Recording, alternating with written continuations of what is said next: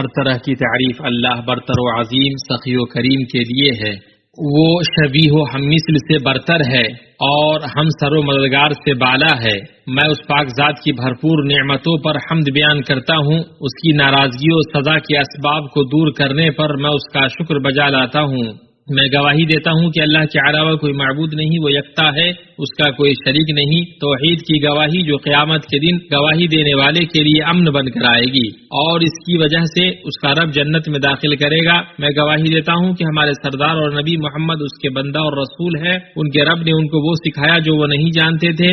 اللہ نے آپ کی امت کو بہترین امت بنایا. اللہ کا درود و سلام اور برکت نازل ہو آپ پر، آپ کے نیکوکار اور پاک باز آل پر جنہیں اس دین کی وجہ سے غلبہ و اقتدار ملا، اور ان کی بابرکت و روشن اصحاب پر جو باہم حق و بھلائی کے معاون و مددگار تھے، ان کے تابعین پر اور ان کی اچھی طرح سے پیروی کرنے والوں پر، کہ جن کو جب ان کے رب کی نشانیوں کو یاد دہانی کرائی جاتی ہے تو ان کے ایمان میں بڑھوتری ہوتی ہے اور ان پر اندھے اور بہرے ہو کر نہیں رہ جاتے ہیں اور بہت زیادہ سلامتی نازل ہو.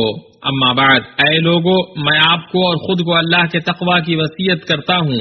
اللہ کا تقوی اختیار کرو، اللہ آپ پر رحم کرے. گردش تقدیر پر اس کی مدد طلب کرو. اپنی محبت کو اللہ کے لیے ترجیح دو.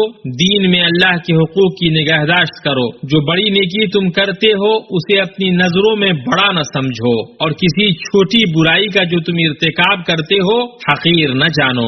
جو گزر گئے ہیں ان سے عبرت حاصل کرو. دونوں گروہوں کے انجام پر غور کرو. ایک گروہ جو جنت میں داخل ہوگا جس سے اللہ محبت کرے گا اور راضی ہوگا، اور دوسرا وہ جو جہنم میں جائے گا جسے اللہ ناپسند کرے گا اور راضی نہیں ہوگا. پھر جب سور پھونکا جائے گا تو نہ تو ان میں قرابتیں ہوں گی، نہ ایک دوسرے کو پوچھیں گے. جن کی ترازو کا پلہ بھاری ہو گیا وہ تو نجات والے ہو گئے، اور جن کے پلڑے ہلکے ہوں گے وہی لوگ ہوں گے جنہوں نے اپنے آپ کو گھاٹے میں ڈال لیا، وہ جہنم میں ہمیشہ رہیں گے. مسلمانوں، ایک اچھا مسلمان جب ذمہ داری کے عہدے پر ہوتا ہے تو وہ اللہ کے حکم سے ملک و عوام کے سرمایوں کا وفادار محافظ ہوتا ہے.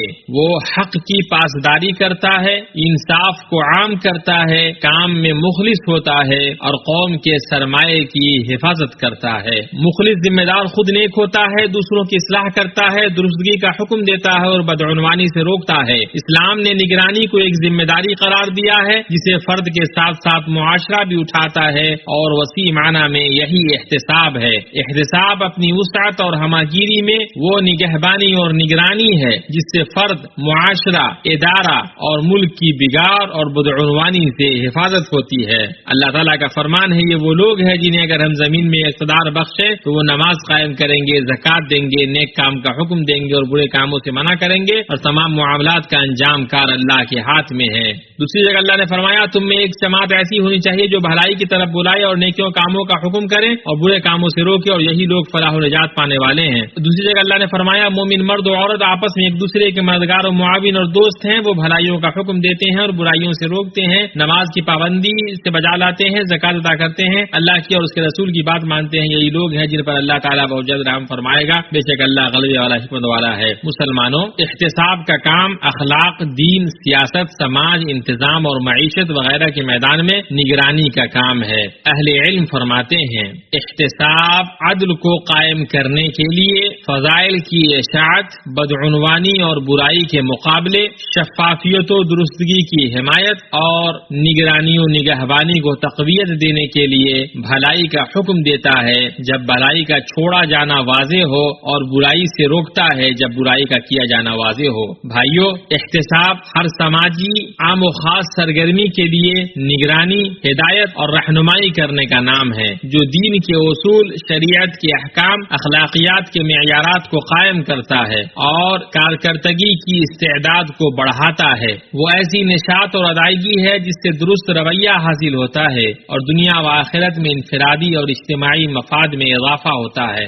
نیک کارکن، نیک ملازم اور نیک شہری اپنے رب پر ایمان اور اپنے دینی جذبے کی وجہ سے اپنے کام کو انجام دینے میں محنت کرتا ہے اور اس چیز کا حریص ہوتا ہے کہ غلط کاموں کو روکے یا ان کی اطلاع ان لوگوں کو دے جو ان کو روک سکتے ہیں. نیک کارکن اپنے دین میں اتنا سچا، اپنے عمل عمل میں اتنا امانت دار، اپنے معاشرے کے لیے اتنا وفادار اور مفاد عامہ کا اتنا حریص ہوتا ہے کہ وہ پختہ عمل، محنت اور بہترین پیداوار کی طرف آمادہ ہوتا ہے اور بدعنوانی اور انحراف سے راضی نہیں ہوتا ہے۔ مسلمانوں، بدعنوانی ایک بگڑی ہوئی، متنوع، بے لگام، چھپی ہوئی، رازداری اور خوف سے گھری ہوئی روش ہے۔ یہ دین، سیاست، معیشت، معاشرت، تہذیب اور انتظامیہ تمام شعبے میں داخل ہوتی ہے۔ بدعنوانی ملی بھگت اور لوٹ کھسوٹ ہے اور ممنوع خلاف ورزیوں اور غلط سرگرمیوں کو انجام دینے میں سہولت فراہم کرنا ہے۔ شخصی، سرکاری اور سماجی توانائیوں کے ناپسندیدہ استحصال کا نام بدعنوانی ہے، جس کا مقصد اپنے لیے اور اپنے آس پاس کے لوگوں کے لیے ناجائز فائدوں اور حرام کمائی کو حاصل کرنا ہے۔ یہ اقتدار اور صلاحیت کا برا استحصال ہے جس میں شرعی احکام، اخلاقی اقدار اور معتبر نظاموں کی مخالفت پائی جاتی ہے۔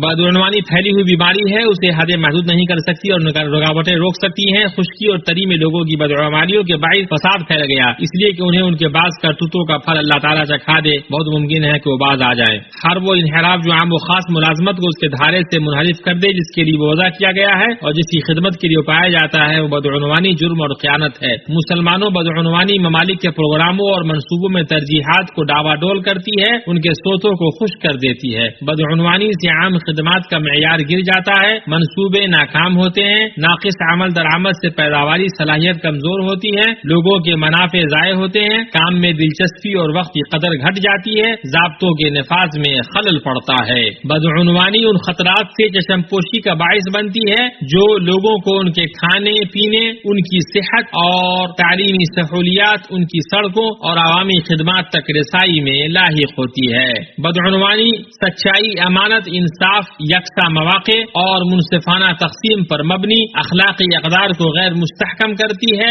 اور منفیت، ذمہ داری کا عدم احساس، برے ارادوں اور ظلم کے احساس کو پھیلاتی ہے، جس کی وجہ سے گھٹن، نفرت، تناؤ، ناکامی اور اصلاح سے مایوسی کی کیفیتیں جنم لیتی ہیں۔ بدعنوانی ذاتی مفادات کو فیصلوں پر حاوی بنا دیتی ہیں، حق، قوم اور ملک کے تئیں سچی وفاداری کو کمزور کرتی ہے، مذہبی، قبائلی یا علاقائی قابل مذمت عصبیت کو تقویت دیتی ہے اور اس طرح اس سے اخلاقی ہم آہنگی اور معاشرے کی قابل تعریف اور مستحکم اقدار کو درہم برہم کر دیتی ہے۔ بدعنوانی معاشروں کی استحکام اور سلامتی، ان کی اخلاقی اقدار اور قانون کی حکمرانی کے لیے سنگین مشکلات پیدا کرتی ہے۔ بدعنوانی منظم جرائم اور معاشی جرائم سے وابستہ ہوتی ہے، اس کے اندر وہ بھی ہے جسے منی لانڈرنگ کے نام سے جانا جاتا ہے۔ بدعنوانی درست منصوبوں اور مثبت پالیسیوں کے نفاذ کے لیے رکاوٹ ہے، اسی طرح بہتر کی طرف تبدیلی کی کوششوں کو روک دیتی ہے، بلکہ یہ ملکوں اور اداروں کو منہدم کرتی ہے، دولت کو تتر بتر کرتی ہے، انتظامیہ کو کھوکھلا کرتی ہے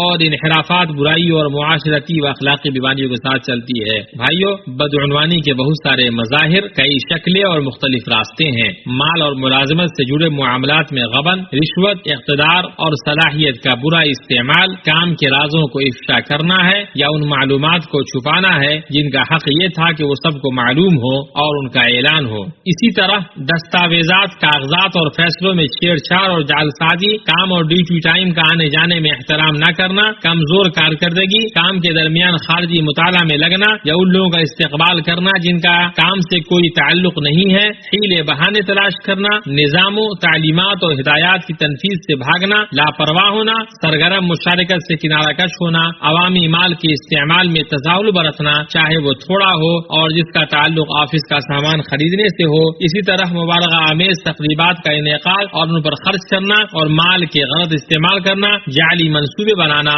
اور ٹینڈروں اور معیار کے ساتھ کھلواڑ کرنا ہے۔ مسلمانوں، اگر یہ بات اسی طرح ہے تو بدعنوانی کا مقابلہ کرنا اور اس کا انسداد، درستگی اور اصلاح، دیانتداری و شفافیت اور نگرانی کو لازم پکڑنا ضروری ہے۔ یہی وہ کنجی ہے جو اللہ کے حکم سے خیر و فلاح، توفیقی و درستگی، سلامتی و اطمینان اور عادل کے پھیلنے کے اسباب کی طرف رہنمائی کرتی ہے۔ بھائیو، بدعنوانی کا مقابلہ کسی معین ادارے اور کسی جماعت، کسی خاص جماعت کی ذمہ داری نہیں ہے، بلکہ یہ دیانت، امانت، اخلاق اور ذمہ داری کے اعتبار سے تمام لوگوں کی ذمہ داری ہے۔ مسلمانوں، شفافیت، انصاف اور اصلاح ملک کی ہیبت اور اس کی عزت کی حفاظت کرتی ہے، ملک اور اس کے باشندوں کے درمیان باہمی ربط کو مضبوط کرتی ہے اور اداروں اور نظام میں اعتماد پیدا کرتی ہے۔ انتظامی، مالی اور اخلاقی اعتبار سے تمام طرح کی صورتوں اور شکلوں میں بدعنوانی کا مقابلہ کرنے کے لیے شفافیت ملکوں کی قیادتوں کو بہت زیادہ قوت عطا کرتی ہے۔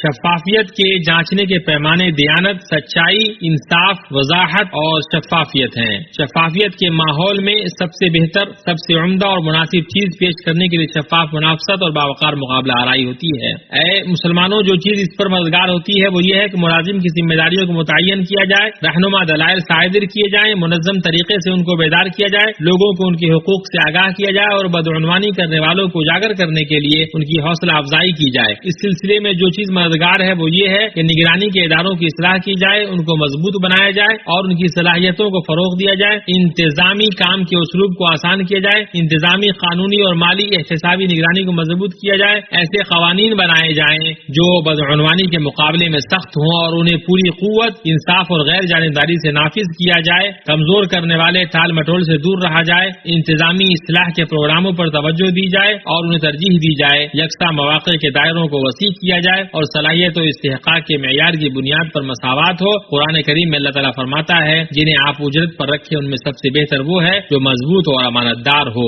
کام کرنے میں محنت کے اقدار کو راسخ کیا جائے، وقت کی حفاظت کی جائے، حق کے ساتھ ایک دوسرے کو نصیحت کی جائے، صدق، امانت، اخلاص جیسے اخلاق کا التزام کیا جائے، اللہ سے حسن ظن رکھا جائے، اس سے سچا تعلق قائم کیا جائے، اس پر بھروسہ کیا جائے، عوامی فائدوں کا اہتمام کیا جائے، حق کے ساتھ ذمہ داری کا احساس رکھا جائے، تمام لوگوں کی طرف اعتماد کو قائم کیا جائے، ساتھ ہی آزادی رائے، تبادلہ خیال اور کشف حال و احوال اور بدعنوانوں کے سلسلے میں امانت دارانہ طریقے سے رپورٹ کی فضا عام کی جائے۔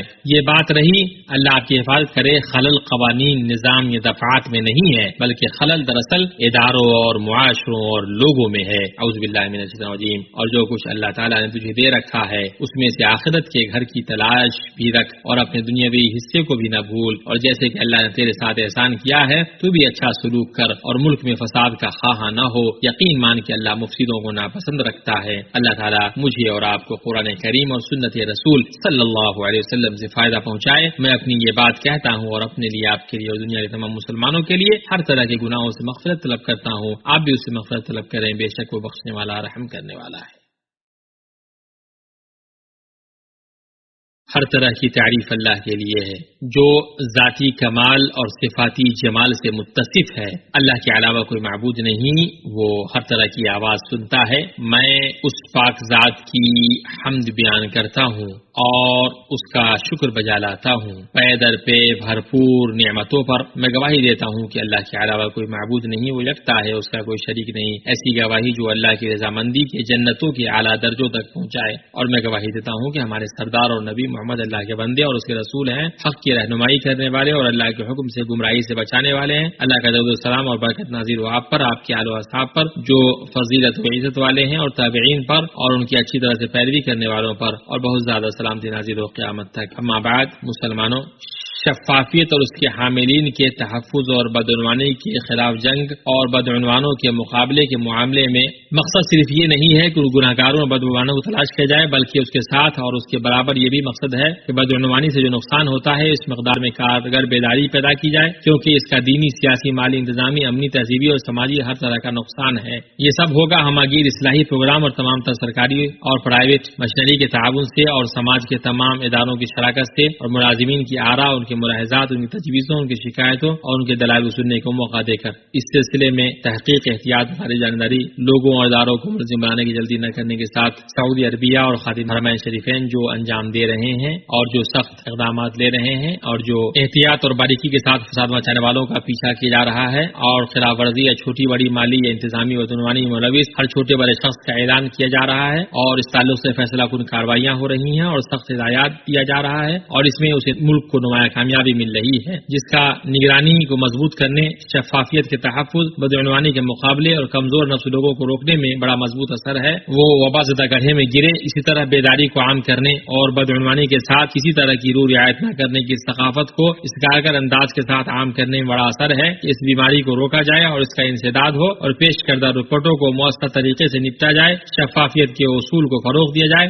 اور مالی انتظامی بدعنوانی کا مقابلہ کیا جائے، ساتھ ہی نگرانی کرنے کرنے والے ادارے کی کارکردگی کے اثر کی پیمائش کرنے، شفافیت کی حفاظت اور بدعنوانی کا پوری قوت، حزم، انصاف، شفافیت سے مقابلہ کرنے کے لیے ٹھوس ڈاٹا بیس پر انحصار کیا جائے۔ اللہ اس کو نیکی اور کامیابی، عزت اور طاقت میں اضافہ کرے۔ سنو، اللہ کا تقوی اختیار کرو اور اللہ پر رحم کرے اور اپنی اصلاح کرو، نیک عمل کرو اور زمین میں فساد برپا نہ کرو۔ جب اس کی اصلاح ہو چکی ہے اور خوف و طمع کے ساتھ اللہ ہی کو پکارو، یقیناً اللہ کی رحمت نیک کام کرنے والے لوگوں کے قریب ہے۔ یہ سب باتیں رہیں اور درود و سلام بھیجو ہدایت یافتہ رحمت اور دوستی والی نعمت اپنے نبی محمد رسول پر، جس کا حکم تم کو تمہارے رب نے قرآن کریم میں دیا ہے، جیسا کہ اس نے فرمایا کہ وہ اس کا قول سچا ہے۔ اللہ تعالیٰ اس کے فرشتے اس نبی پر رحمت بھیجتے ہیں۔ ایمان والو تم بھی درود بھیجو اور خوب سلام بھی بھیجتے رہا کرو۔